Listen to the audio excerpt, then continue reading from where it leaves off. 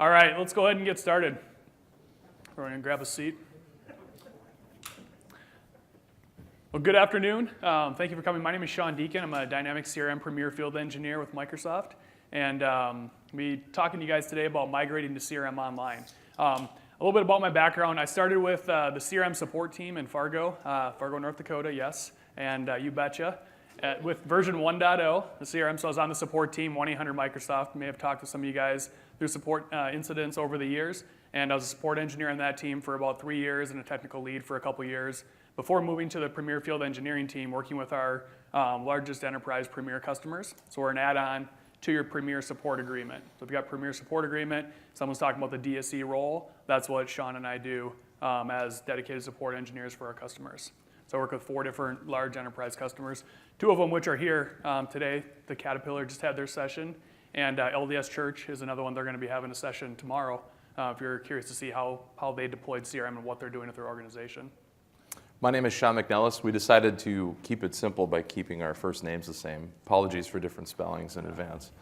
I've also had a really similar career path to Sean. The only difference is I probably went more the development perf route, but same thing. We started on the support team at about the same time, be 13 years in January, and have been on the PFE team around 8 years working with our largest customers. Excellent. All right, so this is the session. We've done this session quite a few years, this type of format on different topics, typically at Convergence. So who here has been to one of our sessions at Convergence? All right, we got some hands, good. It's a little different audience here, right? So has anybody ever seen this many open seats at one of our sessions at Convergence? No, right? Yeah, exactly. So it's a lot different audience with the IT Pro here versus Dynamics, where it's all Dynamics people. Because then it was a lot different. So this is nice. This is a small, intimate group. We'll be able to have a great interactive discussion today as we go through. When we do, we'll go through kind of the 15 tips. We say in 15 minutes, but we can never really do that. So it'll be probably a half hour. And then we're going to open up and want to have, you'll see, we're going to cover a lot of different areas just to kind of get you guys thinking about some of the different areas maybe you're already working on or things that you got questions on or just wondering what others are doing. We want to use the mics as much as possible. Otherwise, we have to repeat every single question again for the folks who are streaming live and for the recording. So just to kind of kick it off then, other things, who here is not already using CRM today? They're just curious about CRM. Ken, come on. Okay, so one in the back, couple like there. All right, and how many here are on CRM on-premise today but are thinking to go to online? Okay, excellent. Good session to attend. And how many are already on CRM Online today? Quite a few. So those, keep your hands up. These are your co-presenters, right? Because we're in interactive discussion. So you guys already went through this. We want to learn from what you guys have as well. So, all right, let's go ahead and jump into, to cover the objectives already, but kind of the different tips that we've got lined up. The first tip being really reviewing the new features and functionality. And part of this, what's new in the next version? Because depending on where you're at, we could ask a bunch more questions about what version of CRM that you're on to start with. Some of you are going to be on 4.0 maybe still. Some are in 2011, 2013, 15, 16. There's all different paths that you take to get to CRM Online depending on where you're at. So part of that investigation and kind of plan has to be what versions or what features are we not using today that are now available, or things that we maybe built as some big customization that's now available out of the box in CRM Online in the latest version. So there's things like that you can do. The other thing that you do with that is you may have to build a business case. Number one, why you want to go to CRM Online, and then 2, why do we want to go to the next update in CRM Online? So using that what's new information out there, and we've got some of this information. I should mention too, our blog is CRM in the Field. So if you just search for CRM in the Field, you'll see our blog. We just posted a blog article out there. I think as long as the time zones are right, it may post right after the session. But it'll be out there with all the information here as well as additional links. So links and information. So you don't have to be jotting all this stuff down. Just go to CRM in the Field, and it'll be the latest blog article that's out there. Not crminthefield.com, though. Search for CRM in the Field. Yep. It's a MSDN blog. MSDN blog, exactly. So the ones that are out there, there's a what's new in CRM, and you can see from an end user standpoint, and then there's a what's new for administrators and customizers. So you can see that type of stuff. Then you also, the trick is, I'm working with a customer right now that's coming from like 2013 going to online. Well, you got to click back. There's a tab for each version. So you kind of got to aggregate all that information to understand really what's new and what's changing. Don't just look on that one tab. Satellite services too. What's that? The satellite services, not just the core product, like understanding the changes in the satellite. Correct. Yeah. So the satellite services. So what are other, the other products that are integrating in with CRM and that are available with the portals and MDM and MSE, and we could go on and on with that. So taking a look at all those. So. Yep. Next up, we're going to talk a little bit about, or I'll talk a little bit about data migration strategy. So this is a huge topic, and we've actually done at Tech Ready an internal training event. We spent a full hour and a half demoing one small piece of technical content around data migration. So this could literally be an all day or a week-long session. However, we want to underscore the importance, if that isn't obvious, but there are a lot of different ways you can go about migrating. So there's two different pieces. We're going to talk about one in a minute, which is more the integration story. The data migration story is really important because you need to get the data up into the online portion of the service when you're going to transition over. And so some things to keep in mind are obviously, what's the state of migrating? Are you going to do a cutover? If you do a cutover, how are you going to make sure that the data is there in enough time so that your users can be cut over and you don't have a huge dark window to put the data up? Some strategies we've employed in the past with customers, and it really depends on the state of your data and where you're at as far as maturity for the data. Sometimes there's batch processing, but a lot of times we're able to pre-stage data, get it up into the production environment beforehand, and then do nightly diffs or daily diffs or hourly diffs so that over the course of, let's say, the month or 2 weeks before go live, we have the data there. Of course, that implies that there's a little bit of gap in between when your development cycles are maturing and you're getting ready to the final product and what's in the online service. But that's one thing to look at and think about, and actually that's one way that you can insulate yourself from a lot of risk as far as go live is by, number one, properly staging the data. That can make a huge performance impact, positively, performance impact. And then if you can start getting that data up there ahead of time and do diffs, that can save you a lot of heartache. The other thing to think about is what's out there. So you can go as low level as custom.net. We have a PFE core library. It's a library that myself and another PFE have written. And the purpose of it is really to manage parallel connections to CRM Online. So you can import records at 1 per second if you want, or you can go all the way up in the best possible case scenario right now at around 2,000 records per second by managing how you use the library. So that's one way. What if you're not a coder? There's other ways. If you have SSIS, so you have database people, maybe more database developers, you can use SSIS packages. There's tools like Cozy Rock, Kingsway Soft that have destination adapters. There's also products like Scribe and Informatica that allow you to do batch integrations through those ETL tools. And there's another tool that Microsoft offers called the Data Loader tool. And the Data Loader tool allows you to take CSV files, large amounts of CSV file data, import it, and then we do the high throughput parallel execution of the data import as well. The next is ISV solutions. So this somewhat goes without saying, but you want to take your ISV solutions you have in place and do some diligence around what do I need? Do the users really use this thing? And then, of course, the all-important question is having a relationship with your ISV and your partner, whether it's more prepackaged software or it's custom, because it's really important that they're taking advantage of some of the new capabilities or not relying on things that have already been sunsetted or aren't working well. And so, again, real big focus here because the more you partner and the earlier you get ahead of this with the ISV solutions, the easier this whole process goes. And when going through and evaluating, one of the best things you can do if you're working with a partner over time is involving them in that process as well. I realize sometimes that can be a little difficult, depending on what you're actually looking at doing. But really, more partnership the better, and earlier the better. As early as you can get on this, even if it's something where you do a pre-diligence phase, you go through this as kind of a high-level deal. It can really save a lot of time and a lot of heartache. Next tip is with, bullet point is really around federation and single sign-on. Who uses Office 365 here right now already? And then federation as well, I presume. You have on-prem identity providers. Yeah, it's really common. When we look at Office 365 customers, a lot of them use ADFS or external STSs to log in. And so if you're not already an Office 365 customer, and maybe CRM's lucky enough to have you as a customer whose first experience with Office 365 is CRM, make sure to look at the fast track, I think we're still calling it fast track, onboarding process for federation. It's really important that you follow those guidelines and you get federation working right. I look at identity, and a lot of people do and should, as the building blocks, that core foundation. If the identity piece is wrong, it will be the gift that keeps on giving. You'll continue to have issues with it until it gets right.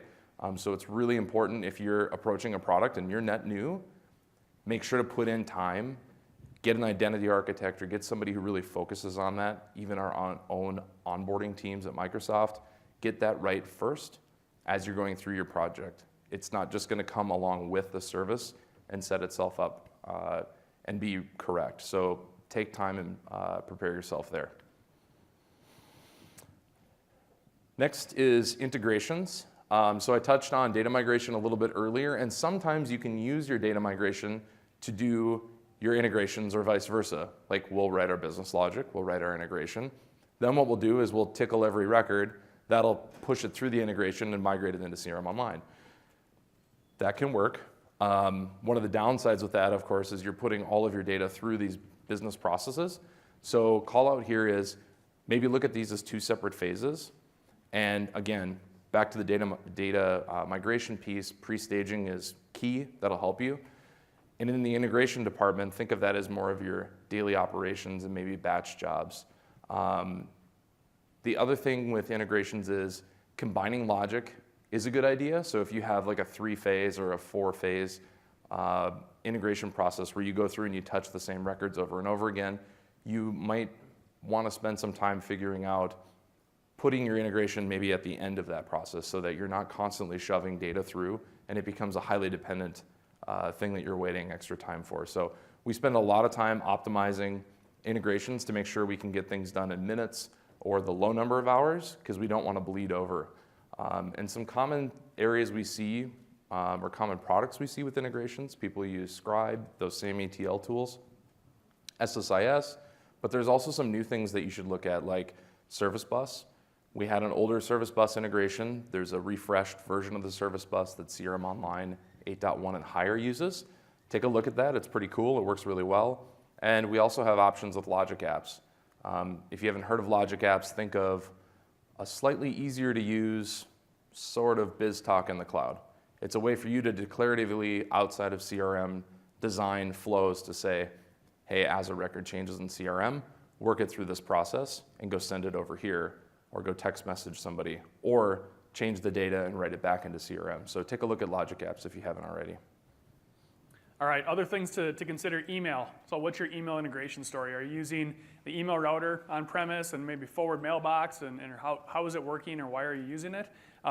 There may be things that you were tied to before. Some of the stuff that we've added now with the hybrid support for server-side sync to look at. Before, that didn't work from online to on-premise, and as we've progressed in the releases now, we've got that working with all the different combinations. So even if you're still with Exchange on-premise, that can connect with CRM Online now for server-side sync. So if you're not already using server-side sync, this is a great time to consider using server-side sync and to look at that. That's really where our focus is. We continue as a Microsoft and the product team to continue to make investments in server-side sync and then build on other features. So there's the folder synchronization and different things that have been added that are dependent on server-side sync being in place and working.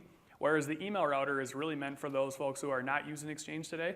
So if you're still a Lotus Note shop for some reason, or if you're using POP3 or you have some other strange configuration. We've seen some stuff with bpos-d and things like that don't technically work with server-side sync yet. You might have to use the email router, but try to move towards server-side sync and get that type of stuff working for you. It's a much better experience in terms of troubleshooting and monitoring and just the scalability of what you can do with server-side sync versus a single, especially when you're going to online. It's really weird to have an on-premise CRM email router virtual machine sitting there they have to log into to manage and maintain. It just doesn't flow well. Server-side sync, it's built with CRM Online in mind and working with that type of administration. The next is the Outlook integration. So if you're who here is using Outlook clients today? The CRM Outlook client installed, right? Okay, so as you've got that deployed and you have it configured to CRM on-premise, so part of that is most likely going to be an upgrade and a reconfiguration, because if those clients are all configured to use HTTP, your CRM server alias name or whatever you've got with on-premise, where you're going to have to configure that to your CRM Online instance now.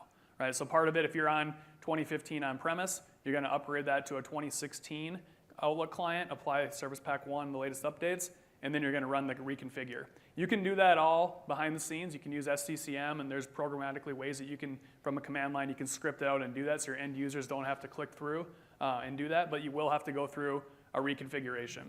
And if you are migrating, one important point around activities, any data that syncs into the Outlook client, so that's contacts and activities primarily. If you're migrating from on-prem to online and you're going to reconfigure your Outlook clients and use that same type of experience, you'll want to make sure that you maintain the record IDs. For those of you that maybe aren't, maybe new to CRM or you're on-prem and don't know what that is, we can talk after, but basically you want to maintain your contact IDs and your activity IDs when you migrate your data. That way the Outlook client can identify those things correctly and not duplicate them and reconnect everything up without too much pain. Right.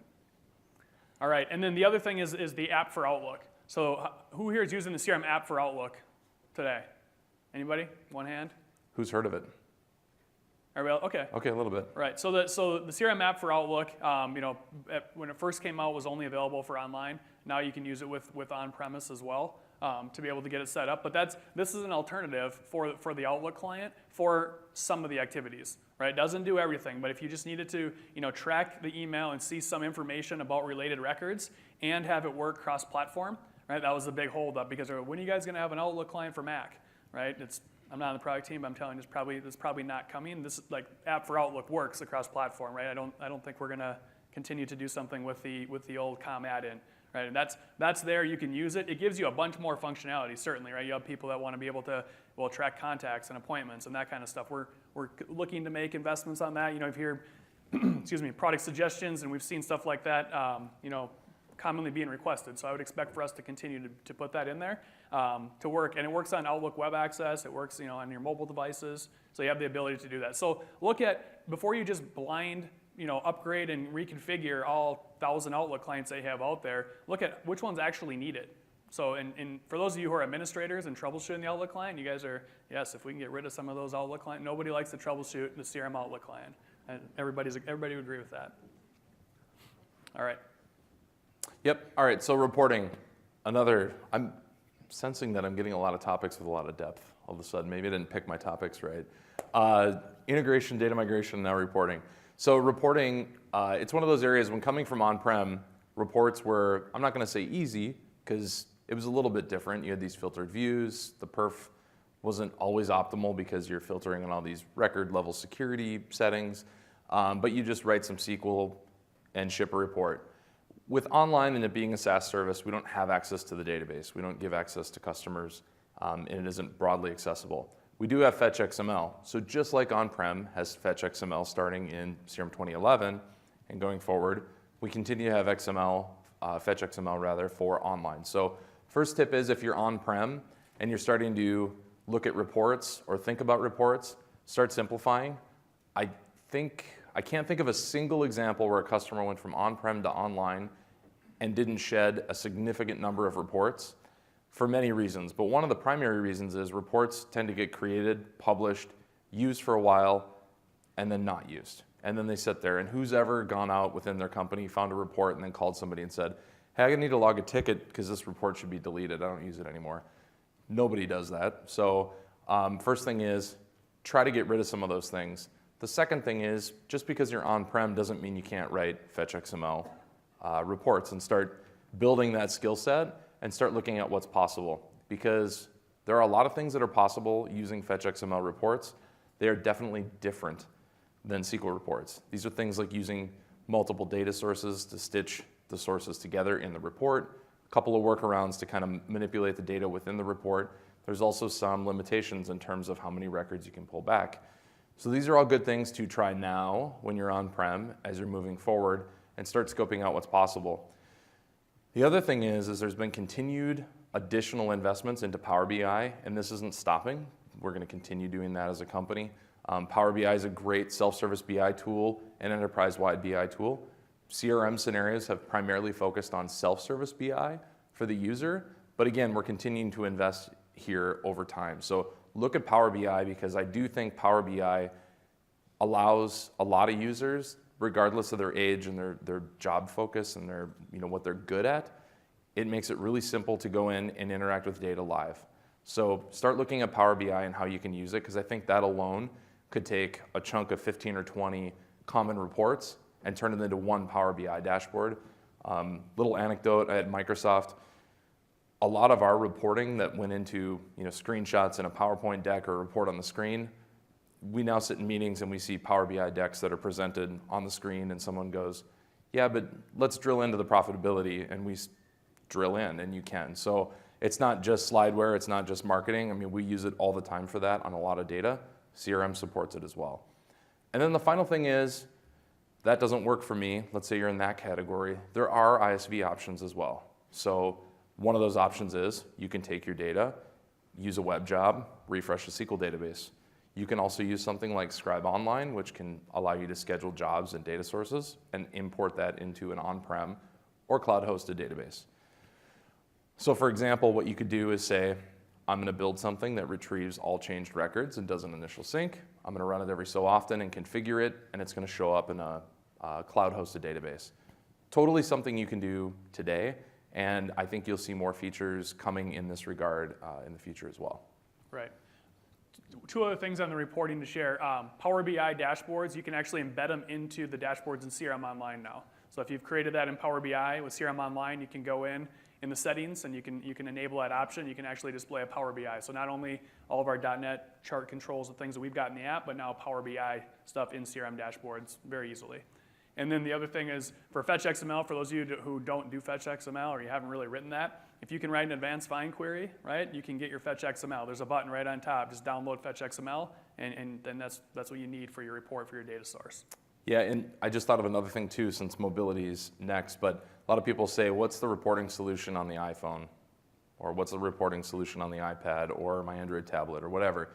That's another area where Power BI shines, because now you can make Power BI available and you can log in through the app. So that is something I've not seen a ton of customers use that, but when they discover it and they have a need for it, it works quite nicely, because again, if you're using the connector built in to Power BI, you get the record level filtering.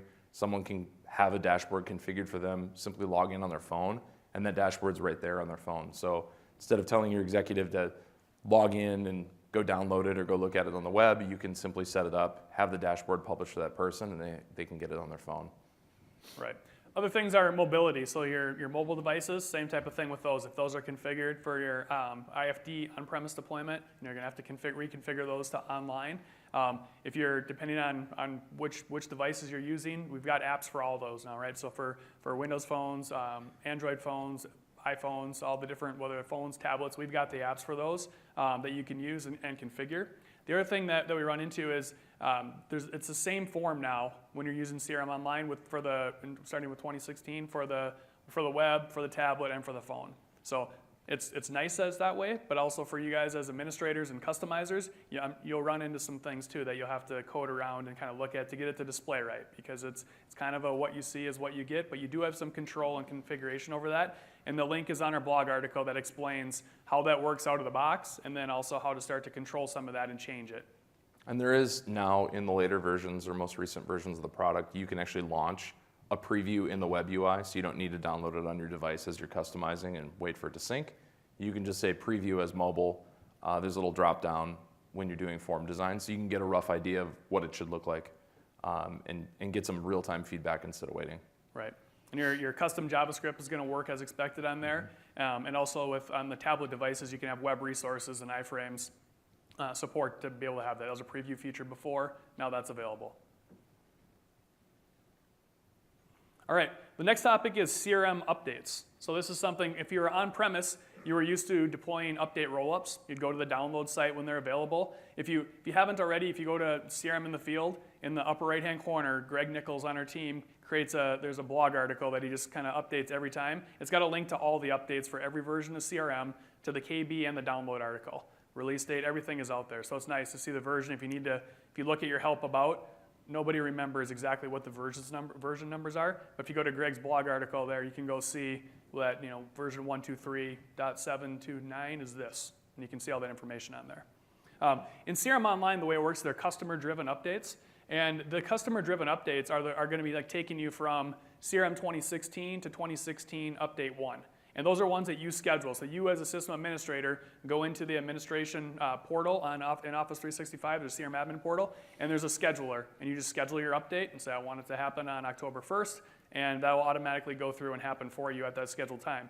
If it doesn't, you have a secondary time picked. If it, for whatever reason yours fails or it takes too long in the maintenance window because there's more people that signed up at that time, it'll just slip to the next date. And so that stuff is just handled for you through there. So you can go and schedule your lower level environments, the sandboxes that we'll talk about next. Schedule those ahead of time so you can, just like you would if you're on premise, right? You would upgrade your dev environment first, then you'd move to your QA and staging and things like that before you actually did your production upgrade. And then there's weekly service updates.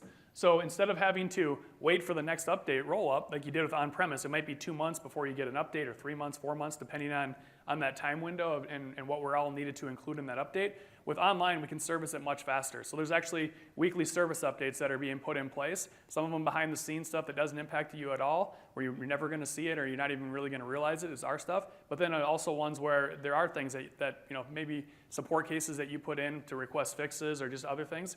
So those are the notifications that you'll get. So as a CRM administrator, you'll get those notifications, and there's a link to the KB article that explains here are the 4 fixes that were included, or 7, however many there were for that weekly update. All right, and the sandboxes versus the production organizations. So those are the 2 different types of organizations you have in CRM Online. Production is, of course, your production instance. That's the one that you're going to be using with all your production data. It's going to have some safeguards, I guess, so that you can't do certain things. We don't allow you to reset your production org, right, or to delete your production org. There's things there you would have to be, we make you jump through some hoops to do that, and that's intentional. Where the sandbox organizations, you can reset those at any time. You can delete your sandbox if you for whatever reason you wanted to. You can go through and do those things. You can also put it in admin mode. So you can take and you can put one of those in admin mode, and you could publish customizations. You could put a message out there saying, hey, we're deploying the October release, and we're going to be down until 10 o'clock p.m., and then we'll be back available. Whatever you want to do, you can put that in there.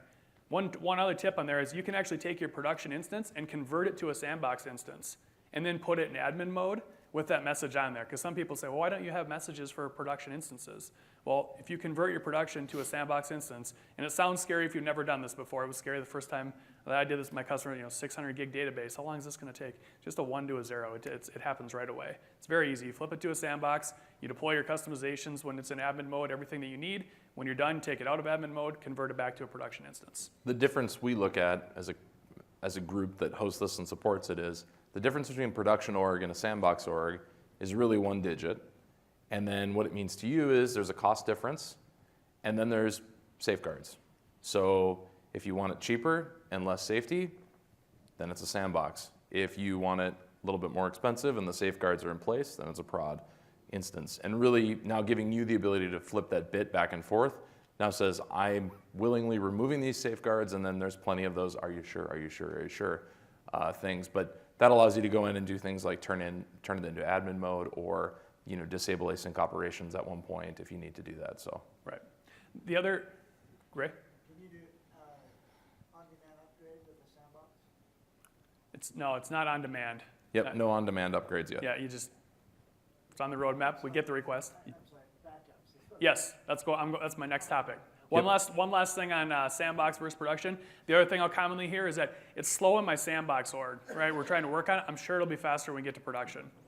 That's not true, right? If it's slow, we treat all orgs exactly the same. They're on the same hardware, so don't fall for that. If if it's slow on sandbox, that it's going to be better hardware when it goes to production. It's the same hardware. You're potentially on the same scale group behind the scenes for what's there. So you need to figure out why is it slow in the sandbox before you deploy to production. And then go ahead. I was just going to say, same with trials too. So don't have an expectation. There is more density in the trials, and I think everybody understands that. If you spin up a trial, they're usually in a little bit more of a dense environment. But the infrastructure, the hardware, the way that thing was built is the same thing if there was one customer on it as if there's hundreds or thousands of customers on it. So you shouldn't expect, if you're in a position and you're thinking, well, it's a trial org, so it's probably going to be slow. Same thing applies. And it's worth getting checked out, because the worst case scenario Well, the best case scenario maybe it's slow in a trial. You call up and you find out, yeah, you're in a really dense scale group, and so what we're going to do is we can move you around, or maybe you found something and now you're going to find it when you're trialing it and demoing it, and not necessarily when you're doing something as a release. The only thing I'll add to that is when you get your trial org, when you're filling it out and you say what country you're in, that's the region that your trial gets deployed in. Yes. So I've had that before where they've got a consultant and they're over in India and they set up the trial and they're like, man, this trial thing is really slow. Well, you're in the US and you're accessing an org over in the India data center. So make sure when you do the trial org, you actually select whatever country you want it to be deployed in. But it's also a neat trick if you were thinking about going multi-geo and you wanted to say, what would it be like? You could sign up for a trial, choose the India as a country, and it'll deploy an instance there, and you can see what the latency is back and forth. All right, and then the next one, the backup and restore, to the question we just got, that's something we just added. So we just released that probably about 2 months ago maybe, and it's only for CRM 2016 Update 1. So you may be wondering, like I read the article on TechNet, it's out there, and I saw this feature, but when I go into the CRM admin portal, I don't see the backup and restore, or I see it, but none of my orgs are available. You're only going to see, especially if you've got some that are on Update 1 and others that aren't, that's why. Only the ones that are on 2016 Update 1 currently support that, but it'll be, as we go forward, then all newer versions beyond that will continue to support that backup and restore. And what that gives you, it's an on-demand backup. So if you're doing a data migration, you want to get a backup, you can take, instead of having to call the Microsoft support team and say, hey, can you guys back up my organization? And my customer tells me it's anywhere from 2 to 4 hours, right? By the time support calls you back and you get that and you get the backup and they go through, now you can do it on demand. And so we'll show a demo of this after a little bit, and you'll be able to do that. The backups themselves are kept there for 3 days, and they don't count against your storage quota. So you can put them out there and you can label them whatever you want when you create those backups. And you can restore them on demand as well. So if your data migration goes bad, you can restore that back. And you can do it for either a sandbox or a prod org. You can back up a sandbox or a prod org. You can only restore a backup on top of a sandbox org. So you can't wipe out a prod org unless you first downgrade the license through the portal. Same trick applies, right? Yep. You could convert your production to sandbox if you needed to do that. And we're going to demo the admin center after we're done with our 15 tips, so we can take a few more questions then too. Yep. Next 2 are yours. Org Insights is you though. Okay, I'll take it. So organizational insights, this is a preview feature that's in 2016 Update 1. So how many people here are using any preview features today? Couple? Yeah. Seen some of it? So the preview features are out there. If you go into the system settings, it's the last tab when you go into the settings administration. You can see it there. And you can enable these. Organizational insights is a new one. This is an exciting one. It's not, today it's just kind of, it's okay. It's got some stuff in there. It's got the ability to see like active users and kind of what they're doing and total page requests and things like that. We've got a lot more coming for this. So even with the fall release, there'll be more updates. It gives much more information. And this is a great place for your insights. So it's providing ideas on our idea website for product suggestions as ways that we can enhance this. But this is really nice. This is something that all my customers that moved from on-premise to online were missing. They were like, I don't get to see that. I'm not able to do it. Organizational insights is going to help you with that. The preview feature, what it means though, is that it's technically not supported. It's there, it works, but if something's broke, we're not going to be like creating a hot fix for it. It'll be updated in the next one. So for all those preview features, there's a little disclaimer you have to read and agree to, and so just keep that in mind for any of those preview features. And on that front too, with the preview feature, so one thing to think about there is in Organization Insights is one of those great things where it's implemented one way in a dashboard today. It might be implemented in that way in the future, or it might be something where it has its own admin center experience, or we move it around. But the idea is we want to get the outcome out there so that people can see it and really work with it. So you might get a slightly different UI experience. You'll definitely get more depth in the data. But today it's implemented just as a straight dashboard. That might, something like that might change in the future. So just be ready for that. That's what that whole not supported partially means as well, as we might move it around or make some tweaks to it or take things away if people don't like it or it's not displaying accurate info. And it's also an opportunity for us to make sure our stats are right too. So generally speaking, they're going to be right. We're not going to publish something that's wrong, but we can be tweaking things and making sure we're counting things correctly. So this is a phase for us to get it right too and you guys to use it. The next thing I want to talk about, and this is really, really important from a dev standpoint, and I'm not just saying that without some substance, Web API and OAuth support, primarily OAuth support, is the number one thing that people need to focus on today.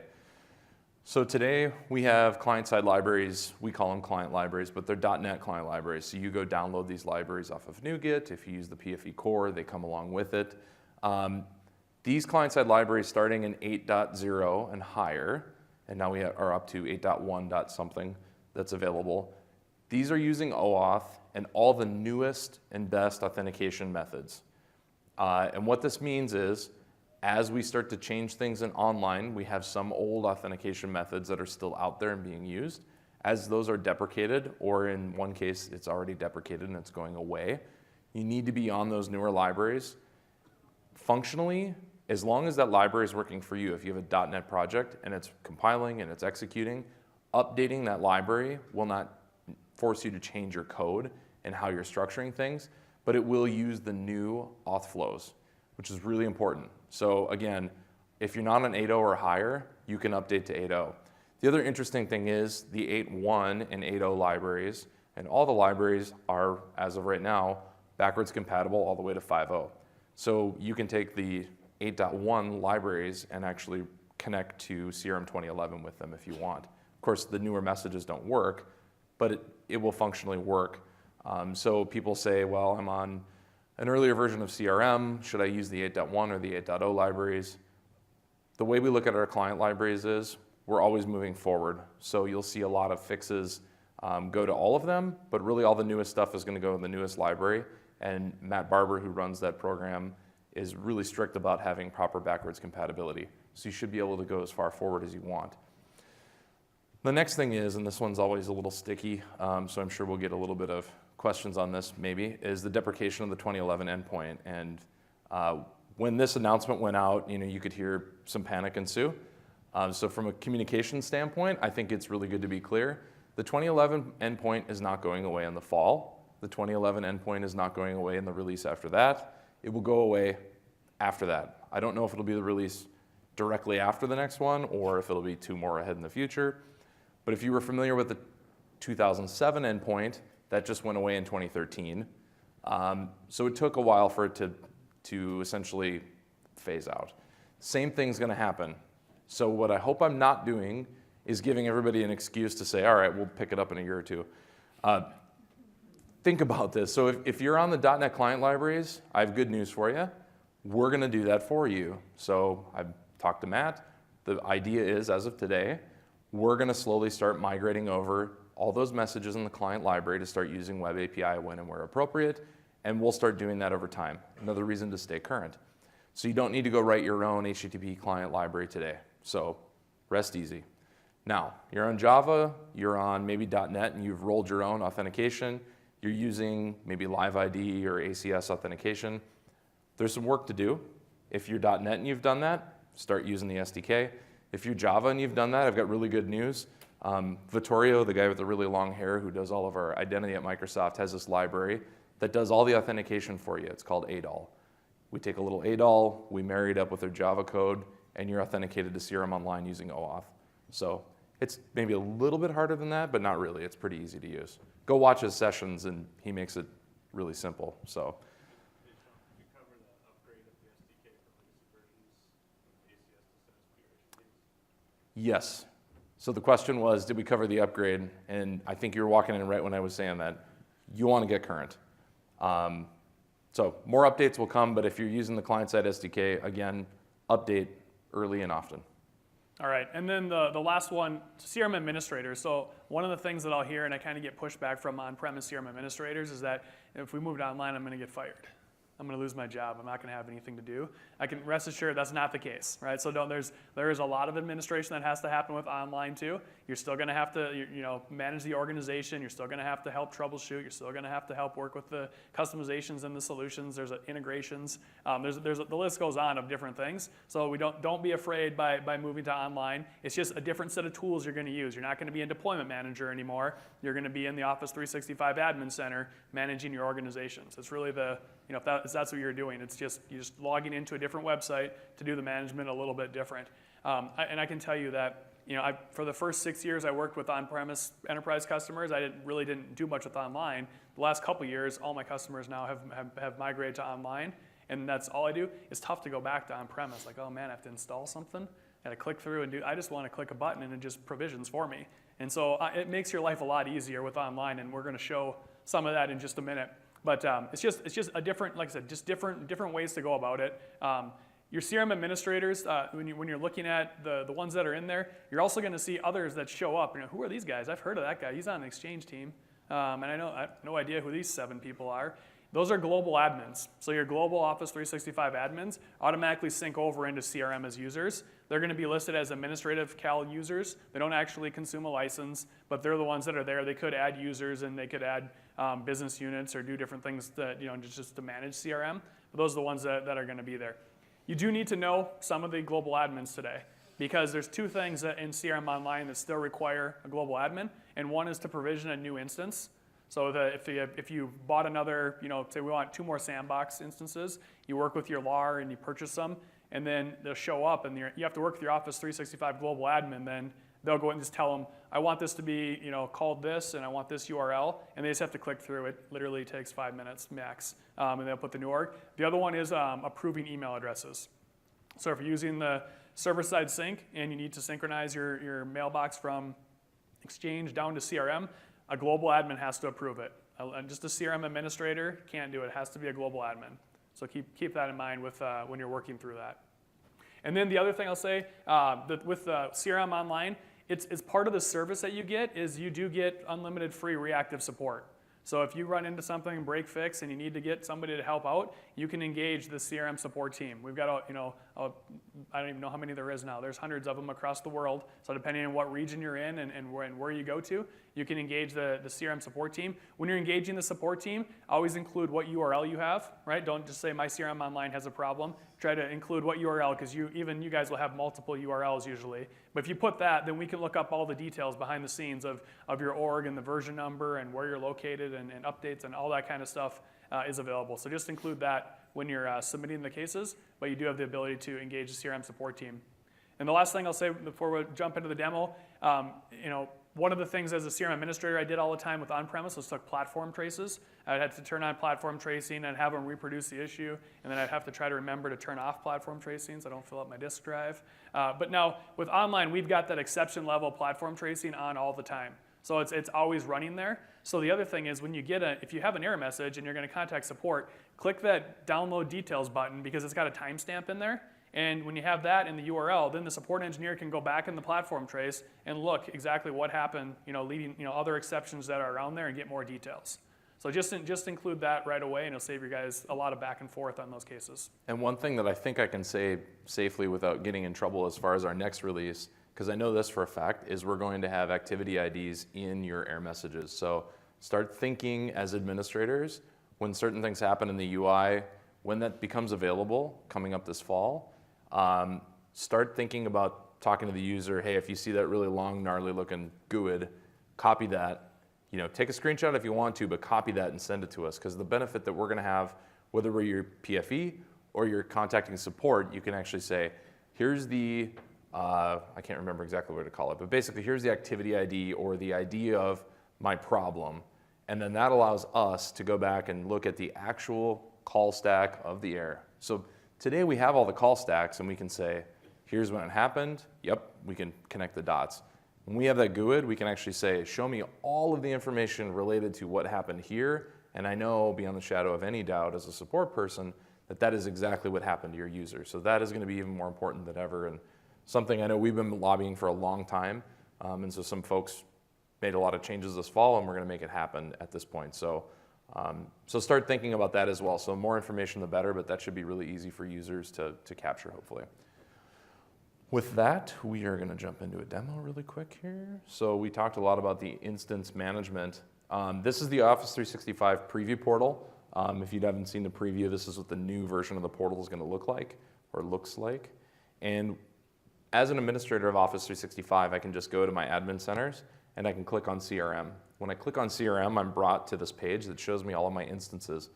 So this is a test environment, a real instance tenant that we use as PFEs to play around with and create some different orgs and instances. And so you can see in here, we prefix these with our version numbers. Maybe a tip you want to employ yourself if you're going to have multiple versions, just keep up with it because you'll see. It's a product suggestion as well, right? Yeah. Why isn't version a column in here? Yeah. For anybody listening. No, that's really true. aka.ms/CRM ideas. Yeah. And then you'll see if I was not a global admin in this instance, my experience would be as I click through here, I might see these cool little buttons in some instances and not in others. And what controls that is the system administrator role. If I have the system administrator role, I'm going to see all these buttons. If I have a customizer role, I'm going to see some of the buttons. If I'm a global admin, I'm basically a system administrator. I'm going to see everything. And so you can see here, these are all sandbox instances. If I were to go to my North America production instance, you're going to see that I have the ability to go in and edit it.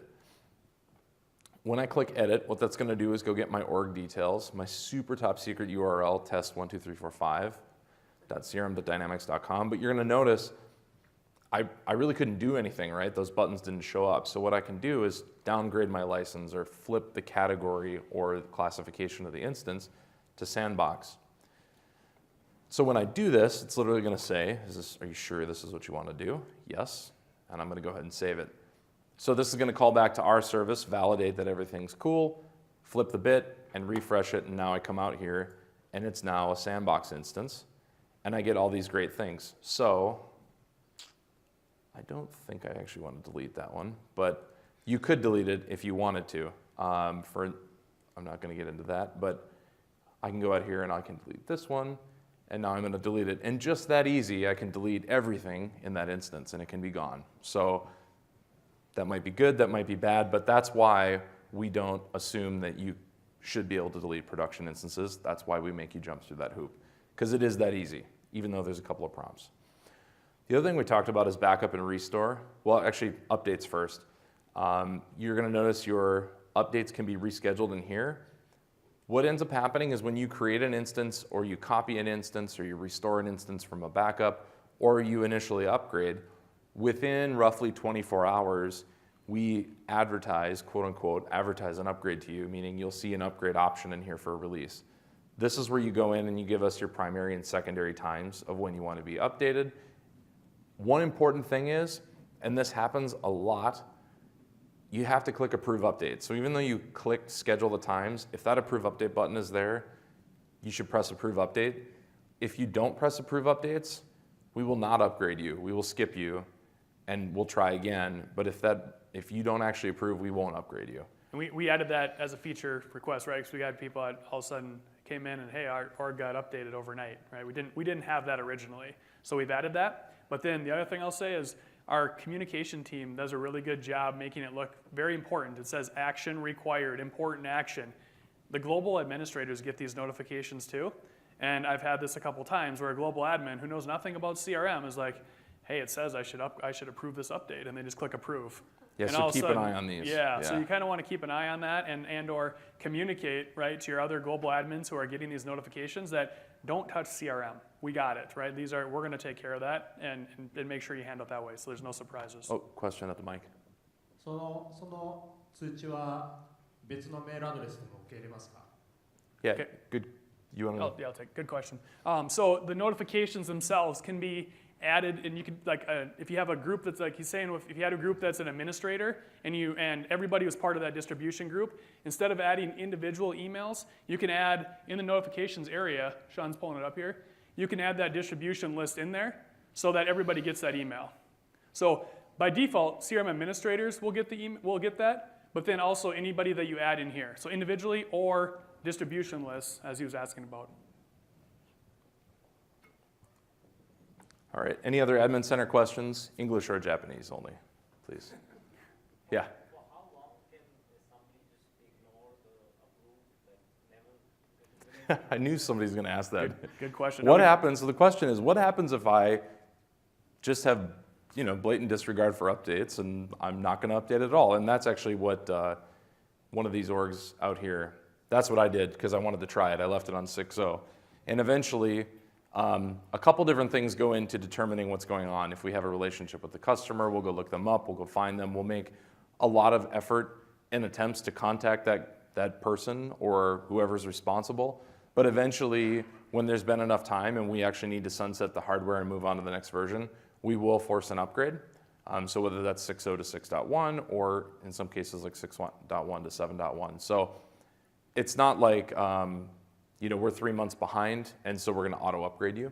But certainly if you don't go out here, your global admin or whoever's responsible for your Office 365 subscription will get a phone call with a message such as, hey, here's the deal, we really need you to do this, can we talk to you, figure out what's going on here?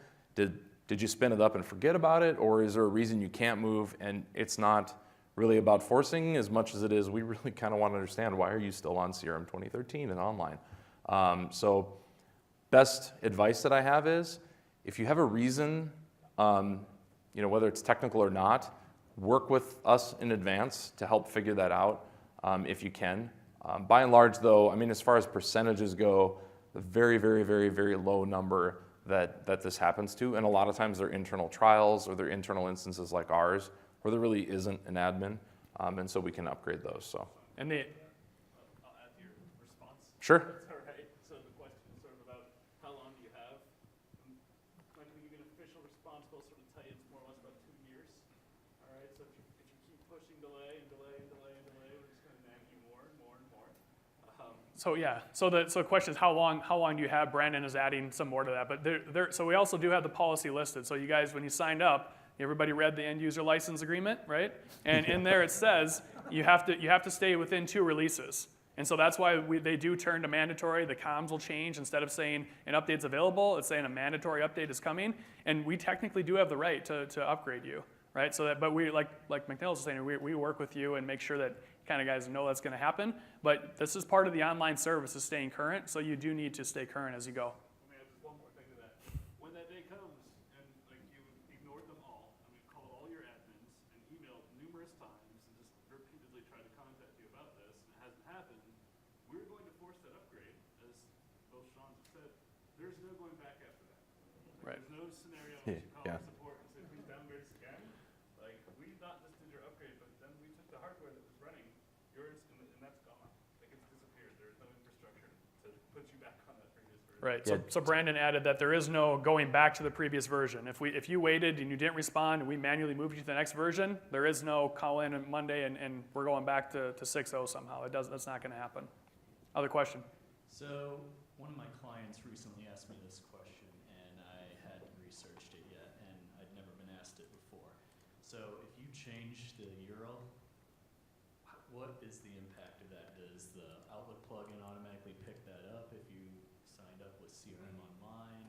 Obviously I know in code if you've not used the XRM call correctly, or you're directly hard coding a URL, that would affect that. But what are the impacts of just changing the URL here because the company might be doing a name change or something?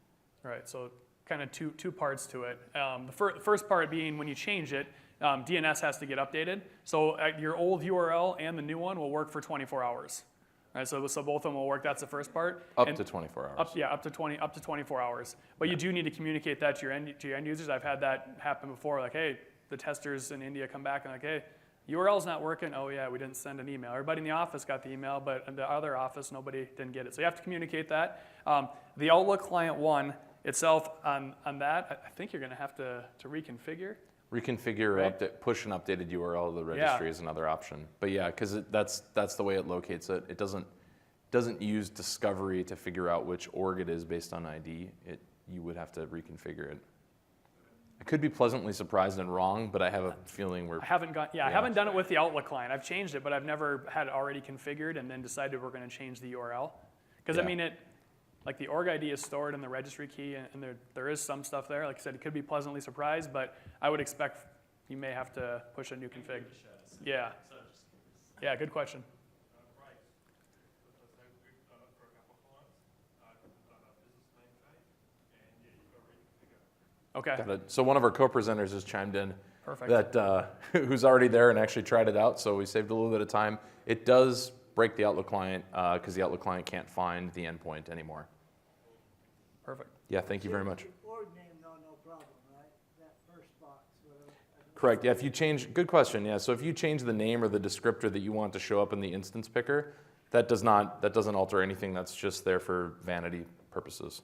The friendly name. Hey, just back on migration. Mm-hmm. Do you have a recipe as to which entities you should migrate first and kind of what the special sauce is, like when you have to put them in the first time as Yeah. all active and then you have to deactivate the ones that aren't? Good question. Yeah. So is there a recipe?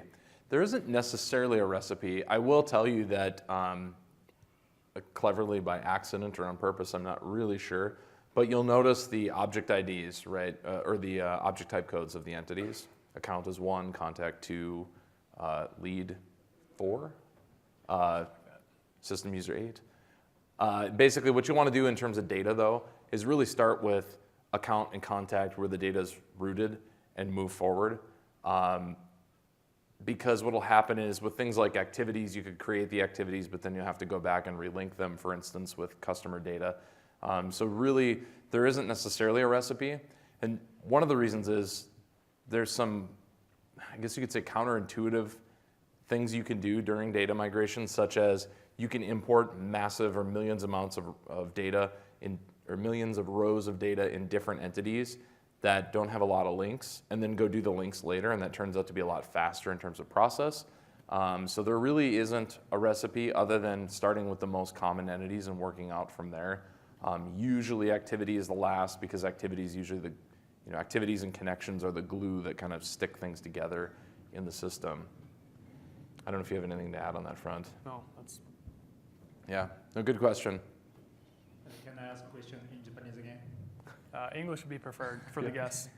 I can give you an answer in English. I don't know if it'll answer your question. So let's say I take backup and adding 10 more users, and what happens if I restore the data? Got it. So I take a backup of my instance, and you're a teammate of ours, right? These are not softballs. Yeah, kid. no softballs. No, so I take a backup of my instance, I add 10 users, I then go back and I restore my instance, I flash back, like let's say it's a environment, I wanted to try out some things, and then I'm gonna go back to my gold standard of my base. Here's what will happen, is you'll restore it, that org will come back online. We have a sync engine in the background that connects Office 365 and its identities to the instance itself. That engine wakes up.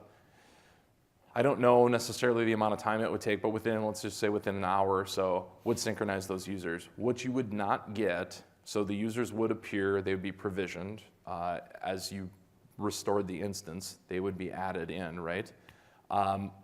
What you would not get is the roles for those users. So the users would show up, they wouldn't have any permissions. So if you had a provisioning job or a web job external to give roles, that thing would then have to wake up and go give them roles. But good question. As long as they meet the requirements as far as security group filtering and license, they would be automatically provisioned in the instance. Do we support that scenario?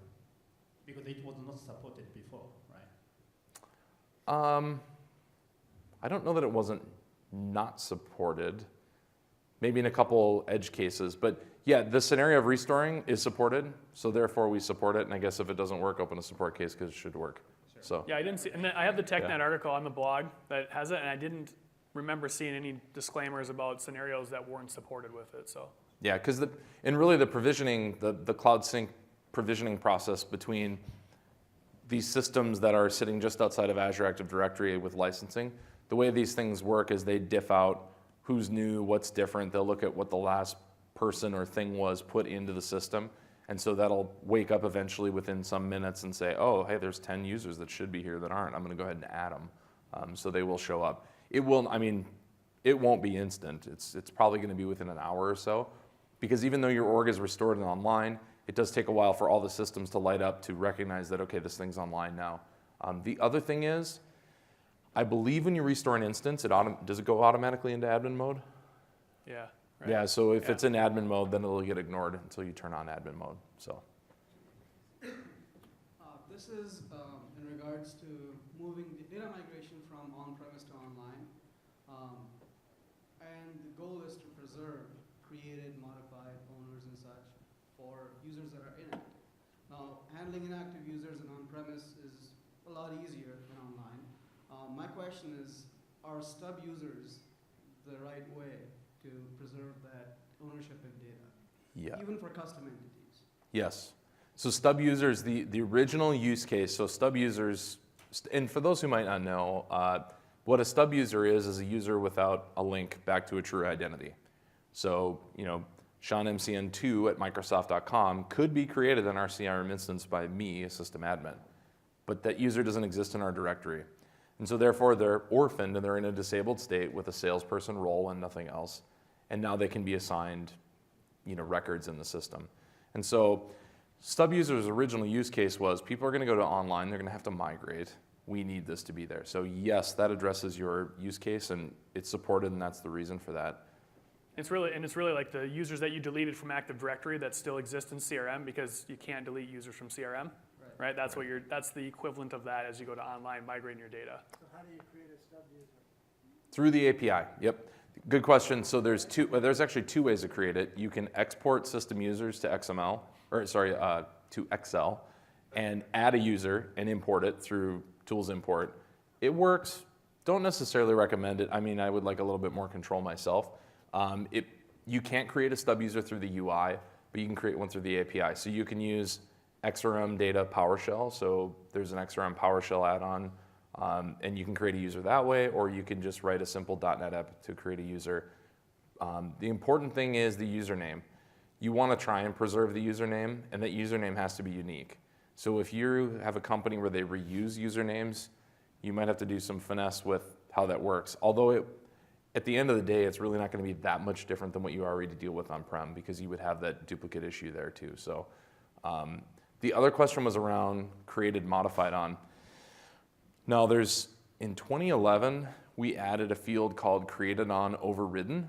And created on overridden works really nice in our views, like within SQL. We actually coalesce the data together and we say as long as created on overridden is not null, we take that first.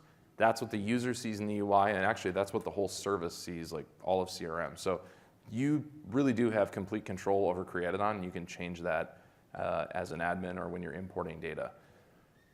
Modified on you cannot change, although there is, I believe, a plugin step where you can override the modified on date 20, stage 20? Or is it in the post, 40? Huh? Okay, never mind.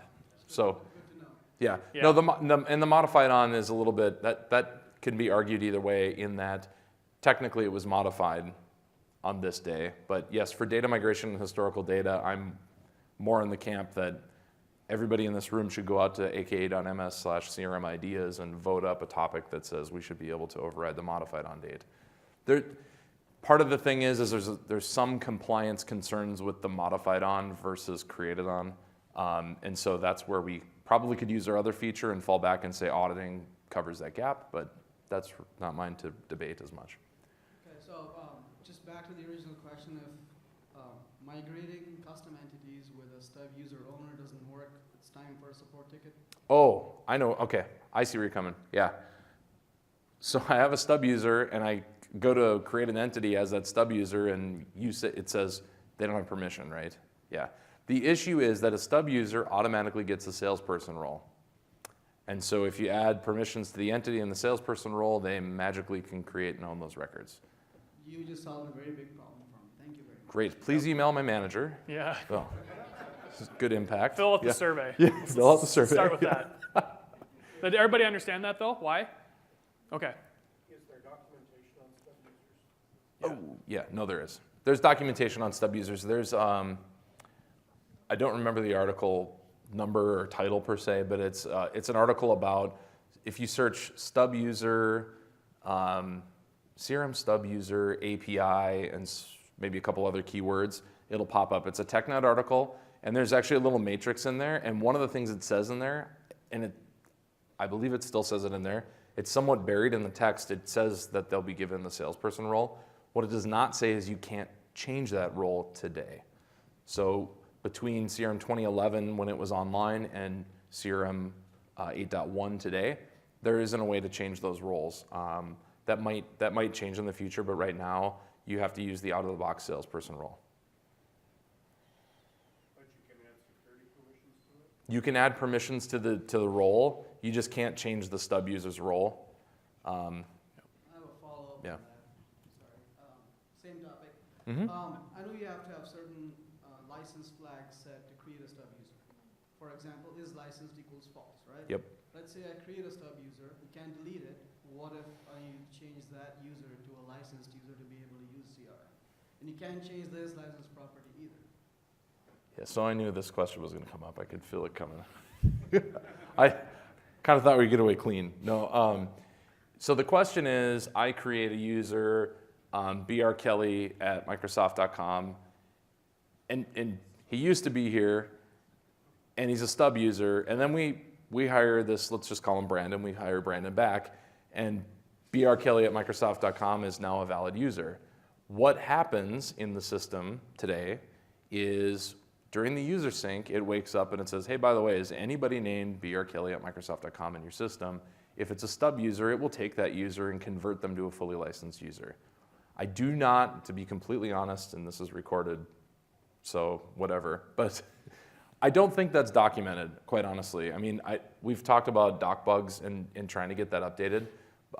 What basically happened is when we switched provisioning agents from our old setup to our new one, this became a feature sort of by accident in a good way because it solves a problem. But if you have a user that is a stub user and you add that user with the same UPN in Office 365, it essentially activates them, licenses them, and it wakes up. And you can start using that user. Thank you. Yep. Hi. What are some of the things to have into account when migrating from premise with custom plugins and custom workflows? Just things to keep in mind, or gotchas, or both? Yeah, both.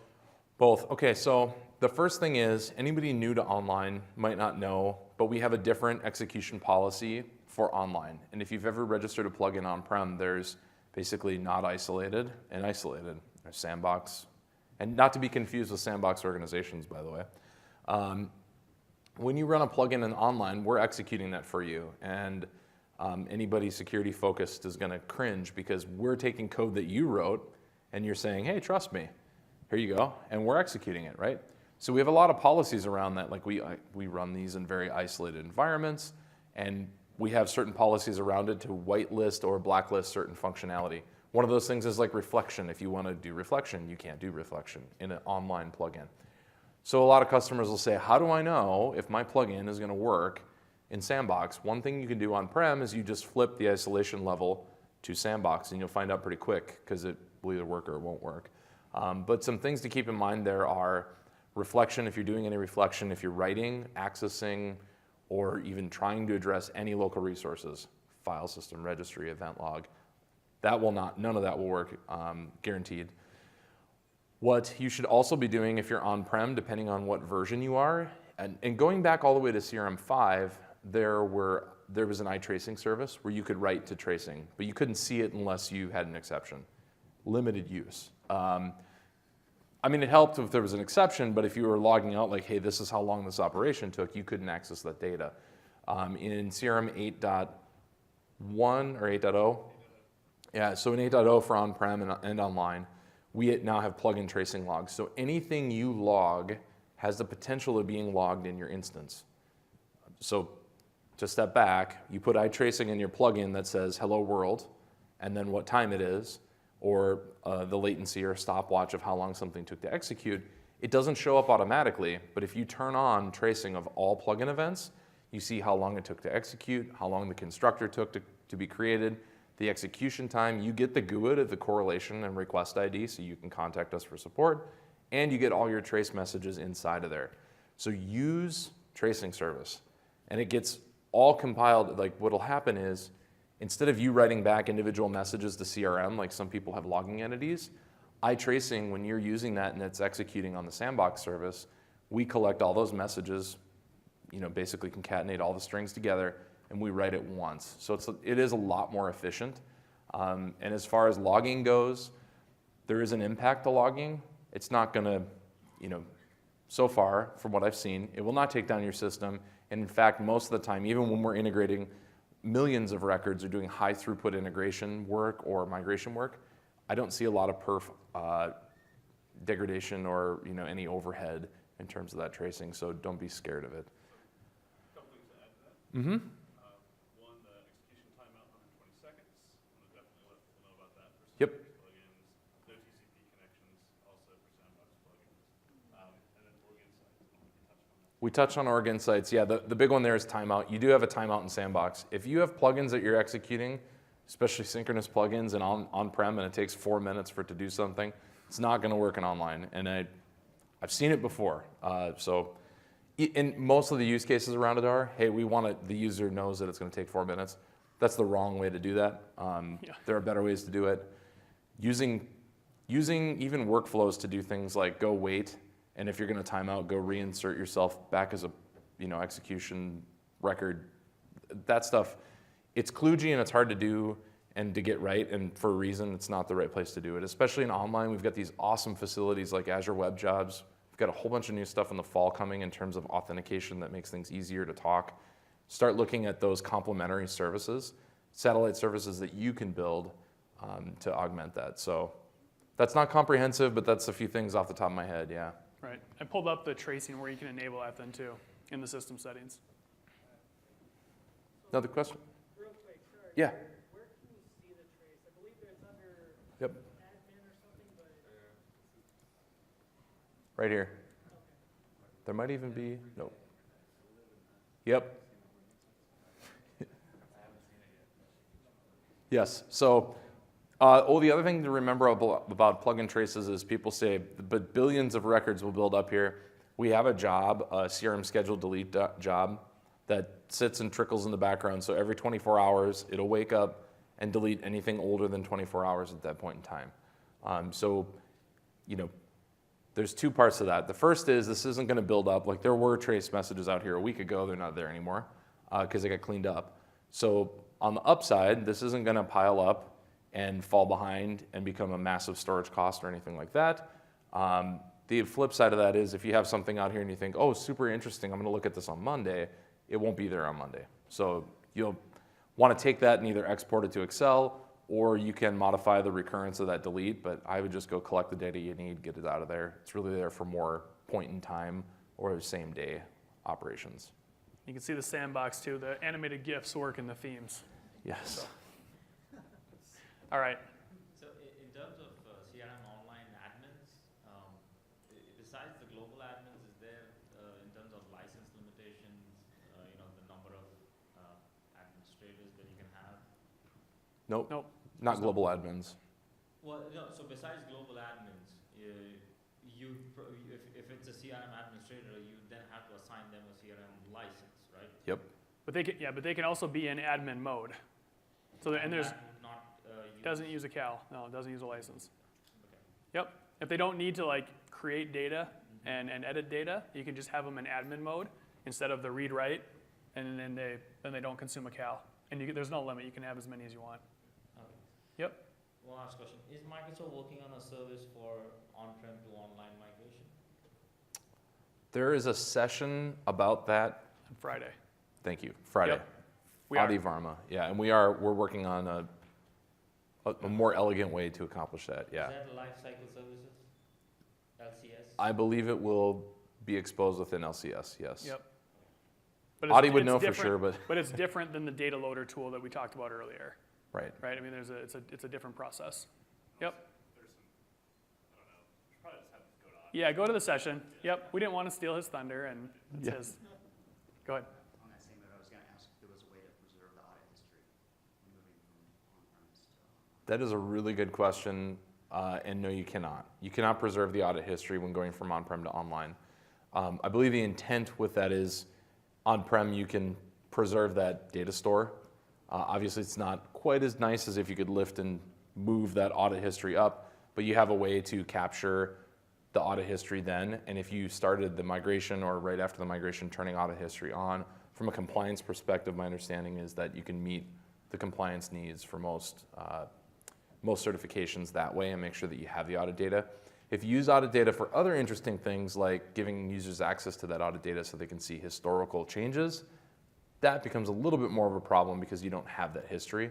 You would only have the point in time. And there is not a way to move that Audit is a very special entity the way it was put together.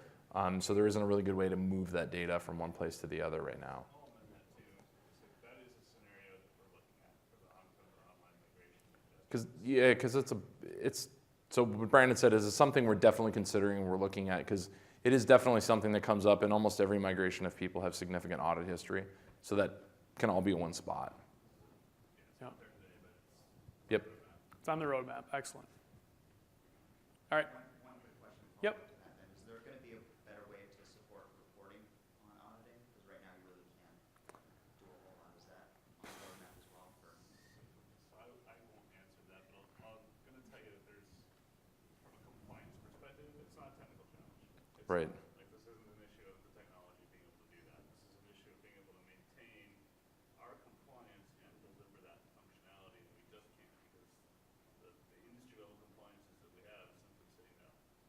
That that's not something we should let you do. That audit is sort of a gold thing that once it's written to audit, it's done. It's viewable only in this way.